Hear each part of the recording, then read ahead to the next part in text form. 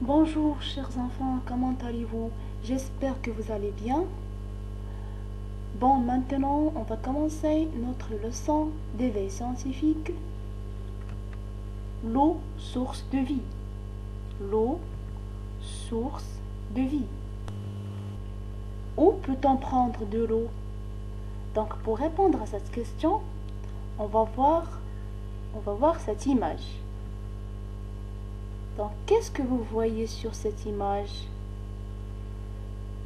D'abord, c'est une image qui présente la nature.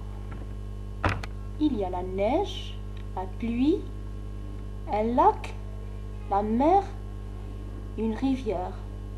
Donc tout ça, ce sont les sources de l'eau. Et l'eau, bien sûr, c'est la source de vie. Très bien.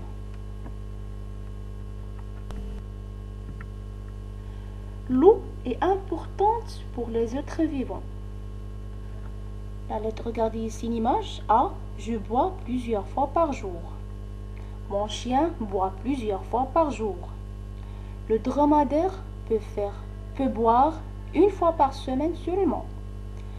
L'agriculteur arrose une fois par semaine son champ de maïs.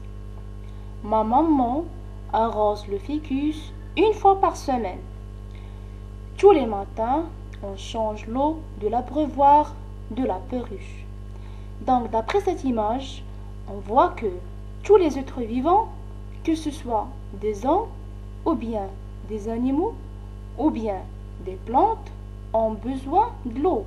Donc, l'eau est très importante pour notre vie quotidienne. Et il faut boire beaucoup de l'eau chaque jour. C'est très nécessaire pour notre corps. Maintenant, regardez les questions à droite. À l'aide des lettres correspondantes, indique les êtres vivants qui ont besoin d'eau. Donc, d'après les lettres, regardez A, B, C, D, E, F.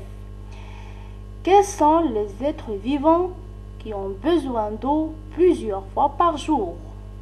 Cherchez la réponse. La deuxième question. Quels sont les les êtres vivants qui ont besoin d'eau une fois par semaine? Donc, cherchez la bonne réponse. Il y a les réponses dans l'image à gauche. Voilà. Donc, est-ce que vous avez trouvé les réponses? Bon, la troisième question, ou bien la deuxième question. Personne n'arrose cet arbre, pourtant, elle a besoin d'eau. D'où provient l'eau nécessaire à cet arbre? Donc, réfléchissez à la réponse.